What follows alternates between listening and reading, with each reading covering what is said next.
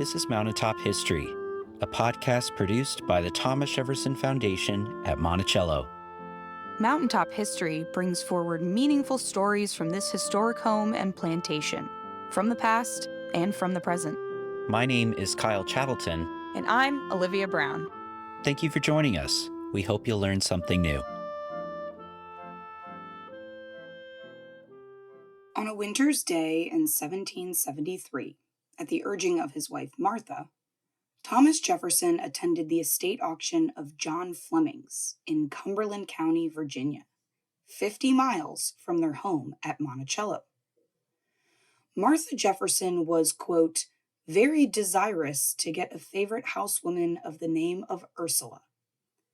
At Fleming's estate auction, Thomas Jefferson spent £210 to purchase Ursula Granger and two of her sons, 14-year-old George Jr. and 5-year-old Bagwell. After this purchase of Granger and her two sons, Jefferson soon also bought George Granger Sr., Ursula's husband, from another Cumberland County plantation owner for £130. Thus, the Granger family came to live at Monticello. Over the next 25 years, the Grangers held important positions at Monticello and became leaders in the enslaved community. George and Ursula Granger had 4 sons, 3 of whom lived to adulthood. The youngest of their sons, Isaac, later dictated his life story to Reverend Charles Campbell in 1847 in Petersburg, Virginia, and it was published as Memoirs of a Monticello Slave. This is one of 4 surviving first-hand accounts from members of Monticello's enslaved community. Isaac Granger, who later took the surname Jefferson, was also the only member of George and Ursula Granger's family to live a life in freedom, and his recollections inform many of the stories we know today about the Granger family. While historical records do not clearly indicate all of the details about the role George Granger Sr. was serving in the years of Thomas and Martha Jefferson's marriage, the Grangers did live in Williamsburg and Richmond when Jefferson served as Virginia's governor during the American Revolution. Isaac Granger's account described in detail the raids in Richmond by British soldiers, which clearly made a profound impact on him as he was only 5 years old at the time. Isaac Granger said that it was his father, George Granger Sr., who hid valuables from invading British soldiers as they searched for Jefferson at the governor's mansion in Richmond. Isaac and his mother, Ursula Granger, were taken by the British soldiers as they left the city toward the coast. And it's possible George Granger was not reunited with his wife and son for another year after that. George Granger Sr. traveled back to Monticello, and he took up agricultural duties. When Jefferson served as foreign minister to France from 1784 to 1789, George Granger Sr. was described as being, quote, reserved to take care of my orchards, grasses, etc. By 1793, Granger was a foreman of labor, a position directly under the plantation's overseer, supervising other enslaved workers on digging the canal for Jefferson's mills. Granger's skills and ability to lead continued to bring him more responsibility, and in 1796, he became the only African American and only enslaved person who was an overseer in Monticello's history. He oversaw the agricultural laborers at Tufton Farm and the cultivation of tobacco, Virginia's cash crop. Though his first crop of tobacco largely failed, the success of the second crop overshadowed it, and Jefferson referred to it as extraordinary.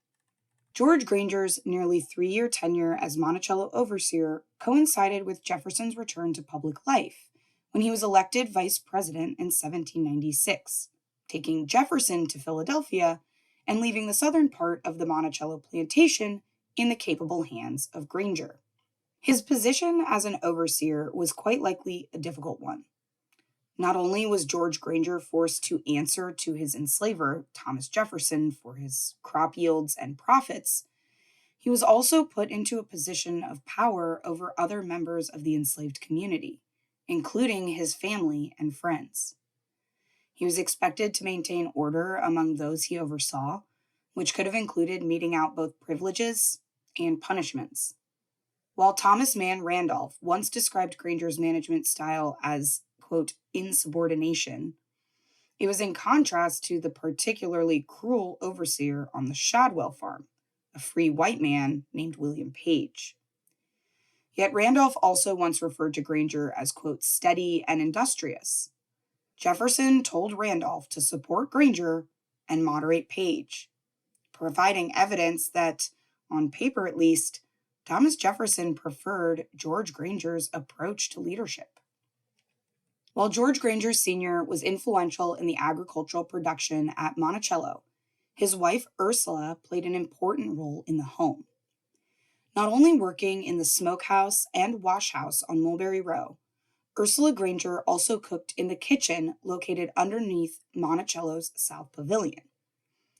Like most enslaved people at the time, Ursula Granger was not literate as far as we know, but Isaac Granger's account says that Martha Jefferson would come to the kitchen, quote, with a cookery book in her hand and read out of it how to make cakes, tarts, and so on. Effectively, Ursula Granger served as the first head chef at Monticello. While she lacked the formal French training that Jefferson acquired for later enslaved chefs, she was the first in a long line of influential and skilled cooks who left an imprint on American foodways by creating dishes at one of the most famous tables in the early United States. Her skill extended beyond the kitchen, and she supervised cider making at Monticello as well. In an 1800 letter to his son-in-law, Thomas Mann Randolph, Jefferson wrote, quote, "There's nobody there but Ursula who unites trust and skill to do it." In addition to all of these responsibilities, she was also caring for her own family during these years. After moving to Monticello with her two sons, George Jr. and Bagwell, Granger gave birth to a third son named Archie in 1773. Born around the same time as Thomas and Martha Jefferson's first daughter, Archie Granger unfortunately did not live the same long life that she would. Ursula Granger was likely called upon to serve as a wet nurse to the Jeffersons' daughter, Martha, who was sickly until about 6 months old. Not receiving all the milk needed for survival, Archie Granger died within his first year of life, and only the other 3 Granger sons grew to be adults. Those 3 Granger sons, George Jr., Bagwell, and Isaac, worked in many different locations around Monticello and had varied experiences. Just after moving to Monticello, George Granger Jr. began learning the trade of blacksmithing from a hired white artisan named Francis Bishop in 1774.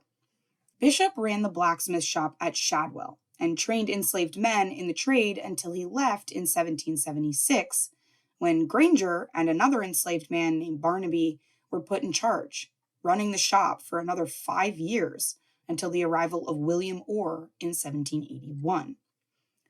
Orr's tenure only lasted 2 years, and in 1783, George Granger Jr.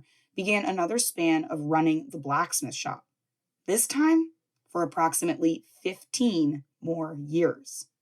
He repaired agricultural machinery, he shod horses, and he made parts for guns and vehicles.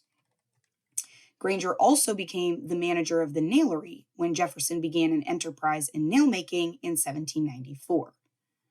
As the manager of the nailery, Granger received a small percentage of the profits Jefferson made from the sale of nails in local counties. Speaking of Granger's skill and efficacy as a manager, Thomas Mann Randolph wrote to Jefferson, quote, "I scarcely look to the nailery at all. George, I'm sure, could not stoop to my authority, and I hope and believe he pushes your interests as well as I could." Coming to Monticello at only 5 years old, Bagwell Granger, George and Ursula's second son, was not trained in a skilled craft like his older brother.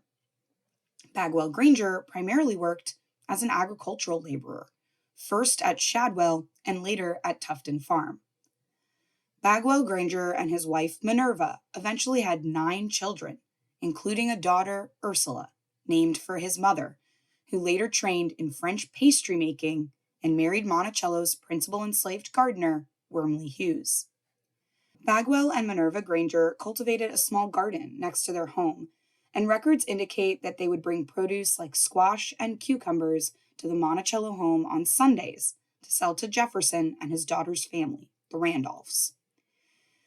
They raised poultry, selling ducks, chickens, and eggs, and Bagwell Granger also grew hops that he sold to Jefferson, which were likely used to produce beer. It's also quite possible that Bagwell and Minerva Granger worked in the fields under the supervision of Bagwell's father, George Granger Sr., during his tenure as Monticello overseer.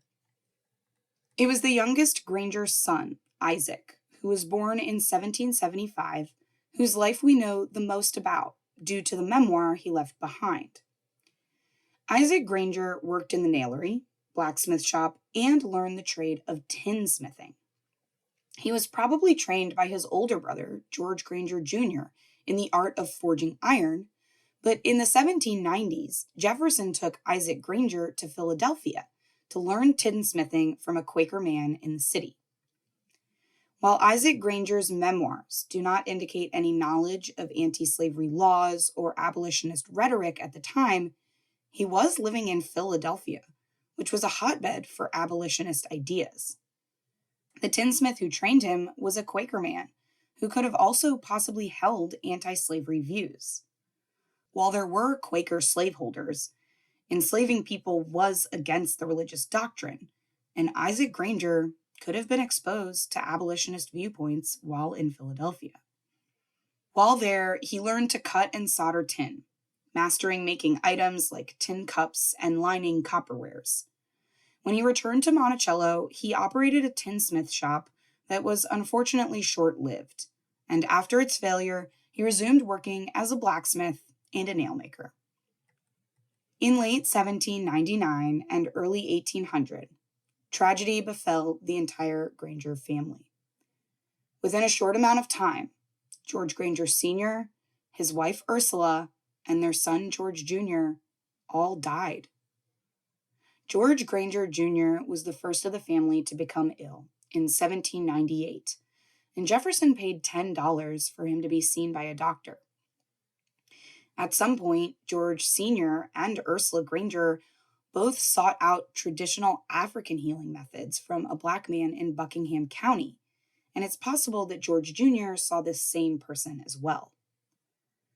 The treatments for their illnesses must not have been successful, as George Granger Jr. died in June of 1799, his father in November, and his mother by April of 1800. Following the death of his parents and brother, Bagwell Granger continued to be enslaved at Monticello until Jefferson's death in 1826, at which point he and some members of his family were sold to Jefferson's eldest grandson, Thomas Jefferson Randolph, at the 1827 dispersal sale. Isaac Granger and his wife Iris had been given as gifts to Thomas Jefferson's daughter Maria and her husband John Wales Epps, but eventually Epps sold Granger and his family to his brother-in-law Thomas Mann Randolph. It's not clear at what point Isaac Granger gained his freedom, but by the 1820s he had made his way to Richmond and then to Petersburg, where he was a free man at the time he told his story to Reverend Campbell. Campbell described Isaac Granger as, quote, sensible, intelligent, pleasant. And he said, quote, he bore a good character. A surviving image of Isaac Granger Jefferson shows a strong, hardworking man still donning his blacksmith's apron, even in his 70s. The purchase of the Grangers in 1773 brought a family to Monticello that would go on to include community leaders, skilled tradesmen, cooks, blacksmiths, tinsmiths, farmers, and cider-makers, as well as caring parents, children, and siblings. To learn more about the Granger family and other enslaved families at Monticello, visit the section of our website about the Getting Word African American Oral History Project, or simply go to monticello.org/gettingword.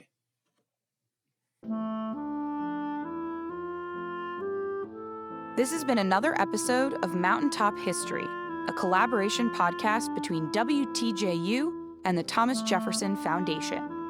Join us for new episodes every 2 weeks on Apple and Google Podcasts, Stitcher, and the Virginia Audio Collective.